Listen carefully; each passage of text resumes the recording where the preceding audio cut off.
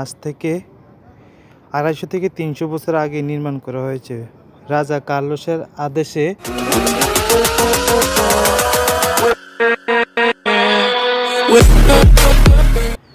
আসসালামু আলাইকুম, সবার কি অবস্থা? আশা করি ভালো আছেন। অনেকদিন যাবত আপনাদের জন্য কোনো ব্লগ ভিডিও নিয়ে আসতে পারিনি, আসলে কাজের কারণে কোনো জায়গায় বাইর হওয়া হয়নি। এই জন্য আমি আজকে আপনার জন্য নিয়ে আসলাম আর একটা নতুন ব্লগ ভিডিও। আজকের ব্লগ ভিডিওটা হলো আমি আজকে যাব স্পেনের একটা সুন্দর জায়গায় আলকালা। তো আপনারা আমার সাথেই থাকুন এবং ব্লগটা এনজয় করুন। তো গাইজ, আমি এখন আছি লেতিরু পার্কে। তো লেতিরু পার্কে আসলাম কারণ আমি একটা ব্লগ বানাইছিলাম লেতিরু পার্কের ক্রিস্টাল প্যালেসিও। এই ক্রিস্টাল প্যালেসিওর ব্লগটা বানাইছিলাম আমি আপনার শীতের সময়। তো তখন বলছিলাম আমি যে ক্রিস্টাল দে প্যালেসিও এটার গরমকালের ভিউটা দেখা যায় অন্যরকম এবং শীতকালের ভিউটা দেখা যায় অন্যরকম। তো আমি শীতকালের ব্লগ বানাইছিলাম, এখন গরমকালের ইয়েটাই দেখাবো আমি আপনাদেরকে। মানে গরমকালের ভিউটা এটার অন্যরকম দেখা যায়।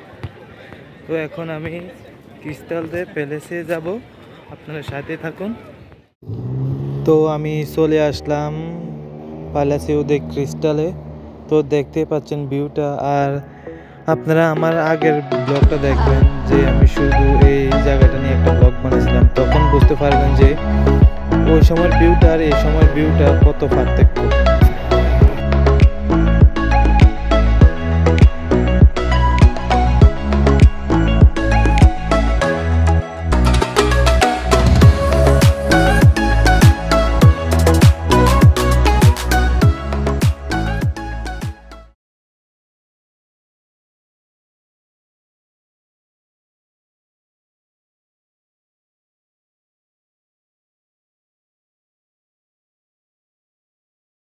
তো আমি এখন চলে যাব আমার মেইন টপিকে, যে বলছিলাম আমি আজকের ব্লগটা করব আলকালা।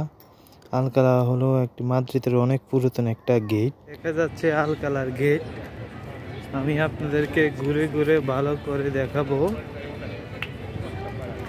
এটা এক সময় মাদ্রিদের প্রধান প্রবেশপথ ছিল এই আলকালা গেট। আমি অনেক কাছাকাছি আছি আলকালা গেটে, দেখতে পাচ্ছেন এই হলো আলকালা গেট।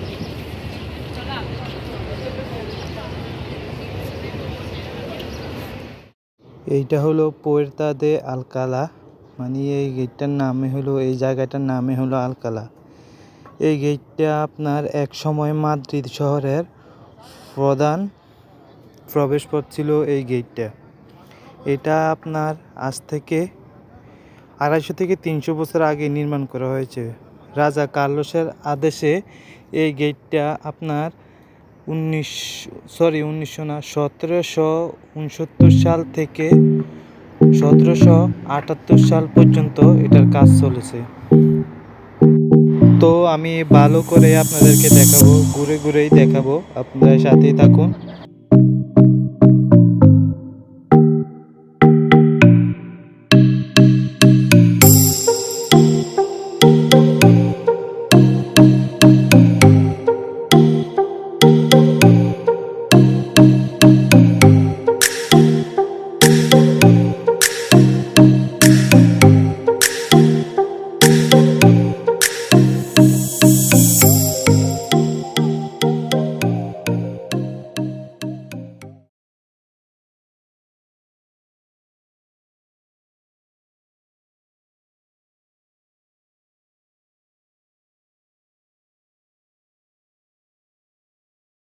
আমি যতটুকু সম্ভব এটার কাছে গিয়ে ভালো করে আপনাদেরকে দেখানোর চেষ্টা করব।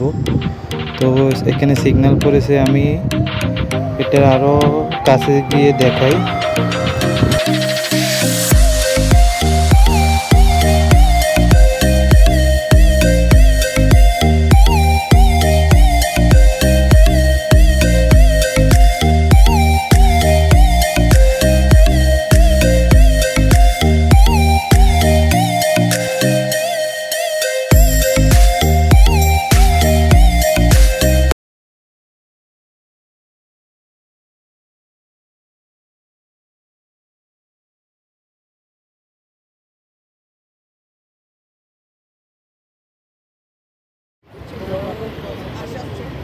আজকের ব্লগটা আমি এই জায়গায় শেষ করে দেব। সামনে নতুন কোনো ভিডিও নিয়ে আসবো। ভালো থাকবেন সবাই, আল্লাহ হাফেজ। আর আমার ভিডিওগুলো কীরকম হয় আপনাদের কাছে সবাই কমেন্ট করে জানাবেন।